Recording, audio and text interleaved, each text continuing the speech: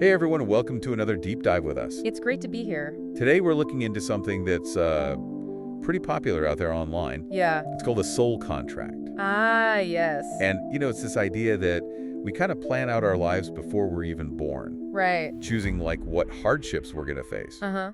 so we can grow spiritually. Yeah, I can definitely see the appeal. Yeah. And I think for us as Catholics, Yeah. always wanting to understand God's plan and all, Mm-hmm. it can be tempting to sort of latch onto these It's ideas. definitely intriguing, but like with anything, Yeah. especially when we're talking about, faith and spirituality, Exactly. we really need to look at it with a critical eye. Absolutely. So let's break this soul contract thing down. Okay. What exactly are people claiming? Well, the main idea is that before we're born, Right. our souls agree to like a blueprint Okay. of everything we're going to experience in life. Oh, wow. The idea is we choose our struggles. Okay. The difficult things as chances to grow. I see. Spiritually, it's almost like, Like we're signing up for a really tough course. yeah, like a Cosmin University or something. Yeah. You'll often hear names like Dolores Cannon associated with this. Okay. She used past life regression. Past life regression. Yeah, through hypnosis to sort of uncover these contracts. Okay. Well, that's interesting from a Catholic perspective because, reincarnation, Right. past lives, that's not really... Not exactly in line with our teachings. No. So where does this whole soul contract idea even come from? It's kind of a blend, honestly, Okay. of different traditions. You've got bits of Eastern religions, like the ideas of karma and reincarnation. You've got some Gnosticism in there, too. Gnosticism. Yeah, that idea that the physical world is like a trap and we need to escape it. Okay. And then you sprinkle in some modern New Age thinking Yeah. with the focus on self-improvement. So not really rooted in Catholic tradition at all. Not really, no. In fact, it seems like it clashes with some pretty core beliefs. Yeah, right away you run into problems with free will. Yeah, if we're choosing our suffering beforehand, Yeah, how can we have real free will? exactly. It's a fundamental teaching. Right? And the soul contract kind of throws that out the window. And if we don't have true free will, Then our choices don't really matter, do they? it's like everything's already been decided. Right. It takes away the meaning of the good and the bad that we do. It also makes you wonder about God's role in all of this. Exactly. If everything's predetermined, Yeah. what's God doing? It's like he's just watching this play out. It doesn't really fit with the idea of a loving and personal God. No, not really. It's more like some impersonal force is running the show. And what about how this soul contract affects how we view suffering? That's another big one. Because it's like everything's part of the plan, right? Yeah, the theory basically says that all suffering is good. All suffering. Yeah, for our soul's growth. It's like a cosmic learning experience. But doesn't Catholicism make a distinction Oh, absolutely. between suffering that comes from sin Moral evil. and suffering that's just part of the natural world? Natural evil like a hurricane or an earthquake. Right, so the soul contract is oversimplifying things. Massively. It lumps all suffering together. And it kind of downplays the whole concept of sin. Yeah, which is central to our faith. You mentioned earlier that the evidence for these soul contracts, Yeah. it's mostly from these hypnosis sessions. Right, a lot of anecdotal stuff. Is that even reliable from a Catholic perspective? Not really. Hypnosis is pretty subjective. Okay, It's easy to be influenced by the hypnotist I see. or to just make stuff up. So it's not really something we'd base our beliefs on? No, we rely on scripture and tradition. Exactly. Not someone's hazy memories from under hypnosis. I know some versions of this soul contract theory get even wilder. Oh, yeah. Like the whole Earth is an experiment thing. Right, with aliens watching us. Yeah, it sounds like something straight out of science fiction. It does, but it's popular out there. It's kind of fun to think about, though. Yeah, that we're not alone in the universe. Right, and someone's keeping tabs on our spiritual progress. But from a Catholic standpoint, there's no basis for that. No alien overlords, then? Not in our teachings, no. Okay, good to know. We're accountable to God. Right, of course. But there's one more thing that's always bothered me. What's that? If we made these soul contracts before we were born, Yeah. how come we don't remember them? That's a good point. It's a pretty important detail to forget. Yeah, it's like signing a contract without reading it. Exactly. And for Catholics, Yeah. true contracts require informed consent. Right. If you don't know what you're agreeing to, it's not really valid. So this whole idea of choosing our challenges Yeah. kind of falls apart if we can't remember making the choice. Yeah. It undermines the whole point. So we've seen that the soul contract theory Yeah. has some serious problems from a Catholic perspective. It definitely clashes with what we believe. But that still leaves us with a question Yeah. of how we make sense of suffering. Right, because it's a part of life. Yeah, and it's not always easy to understand. Not at all. So how does the Catholic faith approach suffering? That's what we'll dive into after a quick break. Sounds good. Okay. We'll be right back. See you soon.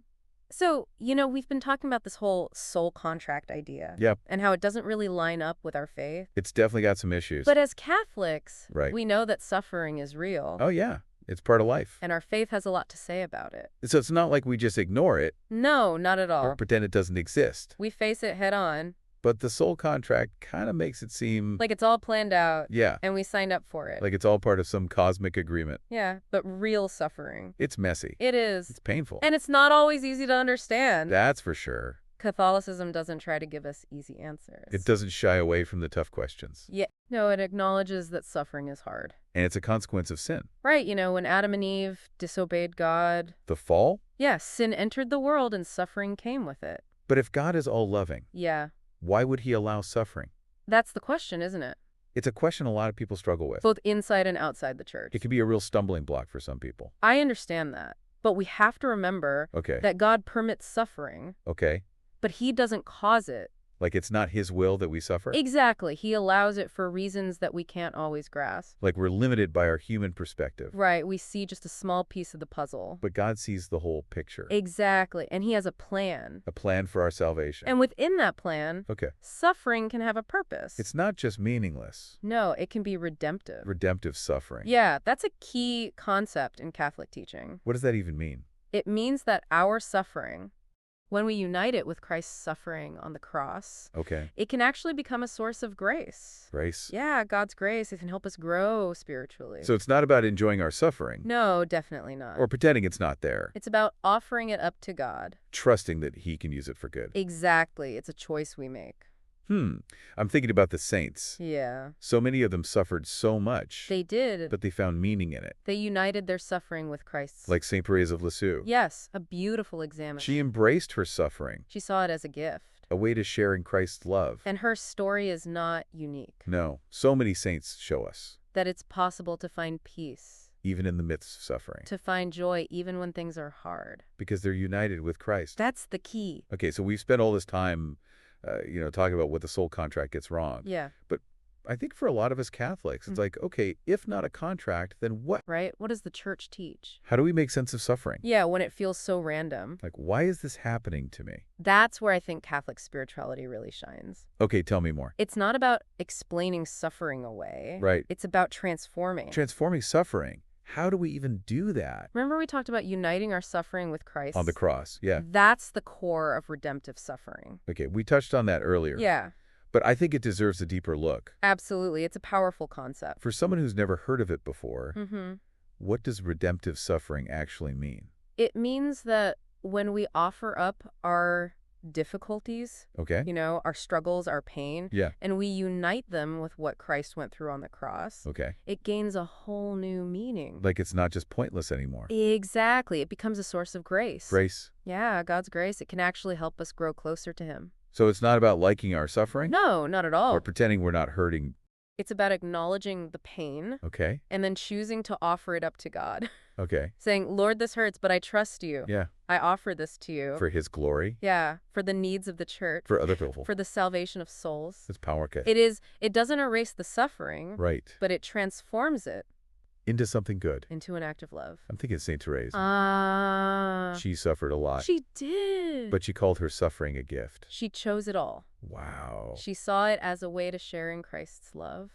That's incredible. And there are so many other saints who teach us the same thing. That we can find meaning in suffering. We can find peace even when things are hard. It's amazing. It is. And it's all because of Christ. His sacrifice changes everything. It does. It redeems our suffering. So it's not about gritting our teeth and bearing it alone. No, we're not alone. We have the church. We have the sacraments. We have each other. And most importantly, we have Christ. He's always with us. Even in our darkest moments. That's right. This has been such a helpful conversation. It has. I feel like I have a whole new understanding of how to approach suffering.